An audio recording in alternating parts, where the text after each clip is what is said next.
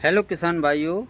जो भी किसान भाई खेती करते हैं उन सब के लिए एक नई खुशखबरी है। जैसा कि आपने थंबनेल पे देखा होगा, प्राकृतिक या नेचुरल खेती करने वाले किसान भाइयों के लिए सरकार की तरफ से 3 साल तक सब्सिडी देने का प्रावधान हो चुका है।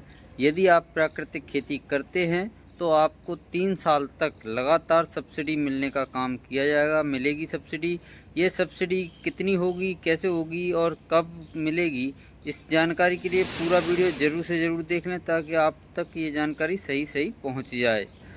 अभी हाल ही में केंद्रीय मंत्री शिवराज सिंह चौहान द्वारा प्राकृतिक खेती के कार्यक्रम में किसानों के लिए बहुत अच्छी खुशखबरी दी गई है। किसानों को प्राकृतिक खेती, जिसको नेचुरल खेती भी फार्मिंग बोला जाता है, उसको प्रेरित करने के लिए किसानों को 3 साल तक इसकी सब्सिडी देने का प्रावधान रखा गया है।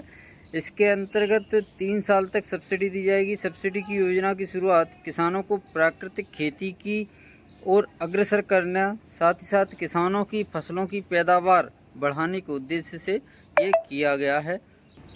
प्राकृतिक खेती का जो उद्देश्य है वह पर्यावरण को जो संतुलित बनाने के लिए किया जा रहा है और साथ ही साथ मिट्टी की उत्पादन क्षमता को बढ़ाने के लिए भी प्राकृतिक खेती या नेचुरल खेती पर ध्यान दिया जा रहा है सरकार की तरफ से।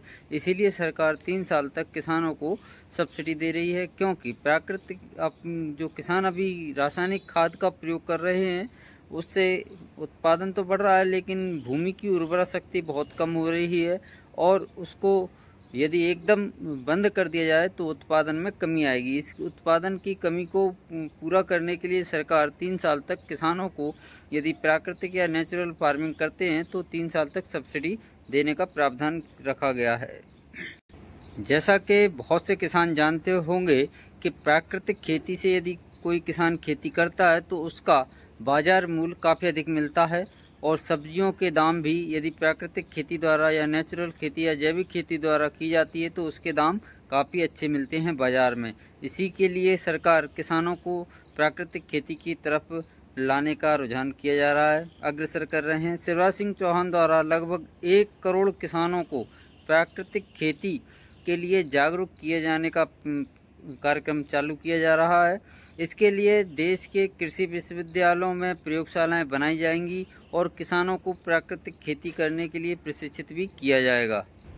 प्राकृतिक खेती के द्वारा जो अन्न उत्पादन हो किया जाता है उसको भंडारण करने में भी ज़्यादा उसका नुकसान नहीं होता है, उनमें कीट वगैरह नहीं लगते। रासायनिक कीटों के अत्यधिक प्रयोग से भूमि की उर्वरा क्षमता पर काफ़ी बुरा असर पड़ता है। जैसा कि हमने पहले बताया आपको, अत्यधिक रासायनिक उर्वरकों को प्रयोग से भूमि में फसलों के लिए लाभदायक जो कीट मित्र होते हैं, जिसको किसान मित्र कीट बोला जाता है, वह भी नष्ट हो जाते हैं। इसलिए भूमि की उर्वरता को बचाने के लिए प्राकृतिक खेती को बढ़ावा दिया जा रहा है। प्राकृतिक खेती में किसानों को फसलों के लिए लगभग 50 से 60% तक कम पानी की आवश्यकता होती है और प्राकृतिक खेती की सहायता से बढ़ती जा रही ग्लोबल वार्मिंग को भी कम किया जा सकता है, क्योंकि नाइट्रोजन जब भी किसान यूरिया अपने खेत में डालता है तो वह ऑक्सीजन के साथ क्रिया करके नाइट्रस ऑक्साइड गैस का उत्पादन करते हैं, जो कि कार्बन डाइऑक्साइड से लगभग 312 गुना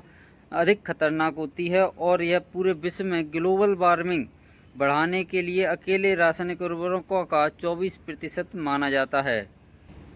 एक रिपोर्ट के अनुसार, यूएनओ की रिपोर्ट के अनुसार कहा जा रहा है कि अगले आने वाले 40 से 50 वर्षों में विश्व की कृषि योग्य भूमि पूरी तरह से बंजर हो जाएगी। यदि किसान भाई प्राकृतिक खेती, जैविक खेती या नेचुरल खेती की तरफ नहीं आए तो 40 से 50 सालों बाद जो भी खेती कर रहे हैं किसान, पूरी भूमि बंजर हो जाएगी। इसलिए किसानों को प्राकृतिक खेती की तरफ लाया जा रहा है। अभी हाल फिलहाल में ही इसका जो उद्घाटन किया गया है प्राकृतिक खेती की तरफ सब्सिडी देने का, लेकिन अभी सब्सिडी का कोई निर्णय नहीं है कि कितनी सब्सिडी दी जाएगी या किस हिसाब से दी जाएगी, एकड़ के हिसाब से दी जाएगी या कुंटल के हिसाब से दी जाएगी, यह अभी तक तय नहीं है और जल्द ही ये तय होता है तो आपको सूचित कर दिया जाएगा। बाकी आप लोगों के लिए जानकारी कैसी लगी? यदि आप जैविक खेती, प्राकृतिक खेती, नेचुरल खेती करना चाहते हैं तो आपके लिए ये काफ़ी लाभदायक रहेगी। ये जानकारी आप अपने नज़दीकी कृषि विभाग केंद्र से जाकर भी अच्छी तरीके से ले सकते हैं। उम्मीद है जानकारी पसंद आई होगी। वीडियो देखने